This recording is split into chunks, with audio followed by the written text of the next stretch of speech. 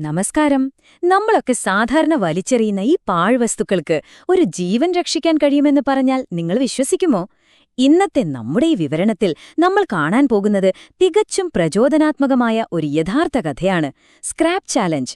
ഒരു കൊച്ചു വിദ്യാർത്ഥി തന്റെ അവധിക്കാലം ഒരു ജീവൻ രക്ഷാ ദൗത്യത്തിനായി എങ്ങനെയാണ് മാറ്റിവെക്കുന്നത് എന്ന് നമുക്ക് നോക്കാം. ഒരു വേറിട്ട വേനലവധി, അതായത് ബീരാൻ എന്ന ഒരു മിടുക്കന്റെ കഥയാണിത്. ശരി, നമുക്ക് നേരെ കാര്യത്തിലേക്ക് വരാം. കളമശ്ശേരിയിലെ ഒരു സാധാരണ വേനൽക്കാലം ഒന്ന് സങ്കല്പിച്ചു നോക്കൂ. 10ാം ക്ലാസ് പരീക്ഷയ്ക്ക് കഴിഞ്ഞ് കുട്ടികൾ അടിച്ചു പൊളിക്കുന്ന സമയം അല്ലേ? കളികള്, വിനോദയാത്രകള്, അങ്ങനെ പോകും അവരുടെ ലോകം. എന്നാൽ മഞ്ഞുമ്മൽ സ്വദേശിയായ 15 വയസ്സുകാരൻ ബീരാൻ എം ഹസ്രത്ത് എന്താണ് ചെയ്യുന്നതെന്നറിയാമോ? ആ സമയത്ത് അവൻ വീടുകൾ തോറും കയറിയിറങ്ങി സ്ക്രാപ്പ്, അതായത് പാഴ്വസ്തുക്കൾ ശേഖരിക്കുകയാണ്. ശരിക്കും വലിയൊരു വ്യത്യാസമില്ലേ?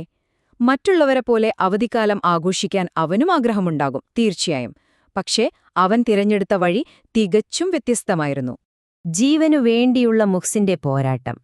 അവൻ എന്തിനാണ് ഈ വഴി തിരഞ്ഞെടുത്തത് എന്നതിന്റെ ഉത്തരം ഇവിടെയാണ്. 15. അതെ സുഹൃത്തുക്കളെ, വെറും 15 വയസ്സ് മാത്രമാണ് ബീരാന്റെ പ്രായം. ഒന്ന് ആലോചിച്ചു നോക്കിയേ. ഈ ചെറിയ പ്രായത്തിൽ തീർത്തും അപരിചിതനായൊരു ആൾക്കുവേണ്ടി സ്വന്തം അവധിക്കാല സന്തോഷങ്ങളൊക്കെ മാറ്റിവെച്ച് വളരെ വലിയൊരു ഉത്തരവാദിത്തം സ്വയം ഏറ്റെടുത്തിരിക്കുകയാണ് ആ വിദ്യാർത്ഥി. സത്യത്തിൽ ഇത് മനുഷ്യത്വത്തിന്റെ അവിശ്വസനീയമായൊരു ഉദാഹരണം തന്നെയാണ്. ഇവിടുത്തെ ഏറ്റവും നിർണായകമായ കാര്യം ഇതാണ്. ഇടക്കൊച്ചിയിലെ പുലിക്കൽ വീട്ടിൽ മുഹ്സിൻ എന്നൊരു 27 വയസ്സുകാരനുണ്ട്. ആ യുവാവിന്റെ 2 വൃക്കുകളും തകരാറിലായിരിക്കുകയാണ്. ജീവൻ രക്ഷിക്കാനുള്ള ശസ്ത്രക്രിയയ്ക്ക് വേണ്ടിവരുന്നതോ ഏകദേശം 40 ലക്ഷത്തോളം രൂപ. സാധാരണക്കാരായ ആ കുടുംബത്തിന് താങ്ങാനാവാത്ത, ചിന്തിക്കാൻ പോലും കഴിയാത്ത ഒരു വലിയ തുകയാണിത്. ഈ ഒരു സാഹചര്യത്തിലാണ് തനിക്കാവുന്ന വിധത്തിൽ ഈ തുക സമാഹരിക്കാനായി ബീരാൻ മുന്നിട്ടിറങ്ങിയിരിക്കുന്നത്. സ്ക്രാപ്പ് ചലഞ്ച്, ഈ ഒരു വലിയ ലക്ഷ്യത്തിലേക്കെത്താൻ അവൻ കണ്ടെത്തിയ വേറിട്ട ആശയമാണിത്. എന്താണ് ഈ സ്ക്രാപ്പ് ചാലഞ്ച് എന്ന് നിങ്ങളിപ്പോൾ ചിന്തിക്കുന്നുണ്ടാവും, അല്ലേ? വീടുകളിലെ പാഴ്വസ്തുക്കൾ ശേഖരിക്കുക, അത് കൊണ്ടുപോയി വിൽക്കുക, അതിൽ നിന്ന് കിട്ടുന്ന പണം പൂർണ്ണമായും മുഹ്സിന്റെ ശസ്ത്രക്രിയയ്ക്ക് നൽകുക. ഇതാണ് പരിപാടി. ഇതിനുവേണ്ടി മാത്രമാണ് ബീരാന്റെ ഓരോ ദിവസത്തെയും യാത്രകൾ. നമ്മൾ വേണ്ടാന്ന് വെക്കുന്ന, വലിച്ചെറിയുന്ന ആ പാഴ്വസ്തുക്കളിൽ നിന്ന് ഒരു മനുഷ്യന്റെ ജീവൻ തിരികെ നൽകാനുള്ള മൂല്യം അവൻ കണ്ടെത്തുകയാണ്. തെളിയിക്കപ്പെട്ട ഒരു മാതൃക. കാരണം ഇതൊരു പുതിയ കാര്യമല്ല ബീരാൻ. ഇതൊരു കൊച്ചുകുട്ടിയുടെ പെട്ടെന്നുണ്ടായ തോന്നലോ കുറച്ചു ദിവസത്തേക്കുള്ള ആവേശമോ ഒന്നുമല്ല കേട്ടോ. ഇതിനു മുൻപും അവനിത് ചെയ്തിട്ടുണ്ട്.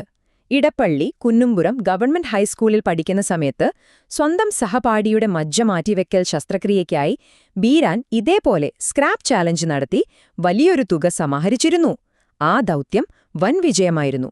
കഴിഞ്ഞ കാലത്തെ ആ വിജയത്തിൽ നിന്നുള്ള ആത്മവിശ്വാസമാണ് മുഹ്സിന്റെ ജീവൻ രക്ഷിക്കാനുള്ള ഈ വലിയ ഉദ്യമത്തിലേക്ക് വീണ്ടും ഇറങ്ങിത്തിരിക്കാൻ അവന് കരുത്തേകുന്നത്. ഗംഭീരമല്ലേ അത്? ഈ സൽപ്രവൃത്തിയിൽ പങ്കുചേരാം. നമുക്കും ഇതിൽ എങ്ങനെ ഭാഗമാകാം എന്ന് നോക്കാം. മഞ്ഞുമ്മൽ 24ാം വാർഡിലെ ഹസ്രത്തിന്റെയും സബിതയുടെയും മകനായ ബീരാൻ ഇന്ന് ആ നാട്ടുകാരുടെ ആകെ അഭിമാനമാണ്. നമുക്കും ഈ സൽപ്രവൃത്തിയിൽ പങ്കുചേരാം. കാര്യങ്ങൾ വളരെ സിമ്പിളാണ്. നിങ്ങളുടെ വീട്ടിൽ ഉപയോഗശൂന്യമായ പഴയ പത്രങ്ങളോ പ്ലാസ്റ്റിക്കോ ഇരുമ്പോ അങ്ങനെയുള്ള എന്തു പാഴ്വസ്തുക്കളുണ്ടെങ്കിലും 9846225999 എന്ന നമ്പറിലേക്കൊന്ന് വിളിച്ചാൽ മതി. ഞാൻ ആ നമ്പർ ഒന്നുകൂടി പറയാം: 9846225999. ബീരാൻ നേരിട്ട് നിങ്ങളുടെ വീട്ടിലെത്തി അവ ശേഖരിക്കും. നമ്മൾ വെറുതെ എറിഞ്ഞുകളയുന്ന ആ സാധനങ്ങൾ ഒരാളുടെ ജീവൻ രക്ഷിക്കാനുള്ള മരുന്നായി മാറുകയാണിവിടെ.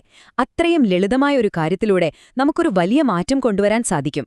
ഇന്നത്തെ ഈ വിവരണം അവസാനിപ്പിക്കുന്നതിനു മുൻപ് നമ്മൾ സ്വയം ഒന്ന് ചോദിച്ചു നോക്കേണ്ട ഒരു കാര്യമുണ്ട്. വെറും 15 വയസ്സുള്ള ഒരു കുട്ടിക്ക് പാഴ്വസ്തുക്കളെ ഒരു ജീവൻ രക്ഷാ മരുന്നാക്കി മാറ്റാൻ കഴിയുമെങ്കിൽ മറ്റുള്ളവരെ സഹായിക്കാൻ നമുക്ക് നമ്മുടെ സമയം എങ്ങനെയൊക്കെ ഫലപ്രദമായി ഉപയോഗിക്കാൻ സാധിക്കും? ബീരാന്റെ ഈ നിസ്വാർത്ഥമായ പ്രവൃത്തി നമ്മളെല്ലാവരെയും ആഴത്തിൽ ചിന്തിപ്പിക്കേണ്ട ഒന്നാണ്. പ്രായം വെറുമൊരു അക്കം മാത്രമാണെന്നും മനസ്സുണ്ടെങ്കിൽ ആർക്കും സമൂഹത്തിൽ വലിയ മാറ്റങ്ങൾ കൊണ്ടുവരാൻ സാധിക്കുമെന്നും അവൻ നമ്മെ ഓർമ്മിപ്പിക്കുന്നു. തീർച്ചയായും ഇതൊരു വലിയ സന്ദേശം തന്നെയാണ്. അപ്പോൾ മറ്റൊരു വിഷയവുമായി നമുക്ക് വീണ്ടും കാണാം. നന്ദി, നമസ്കാരം.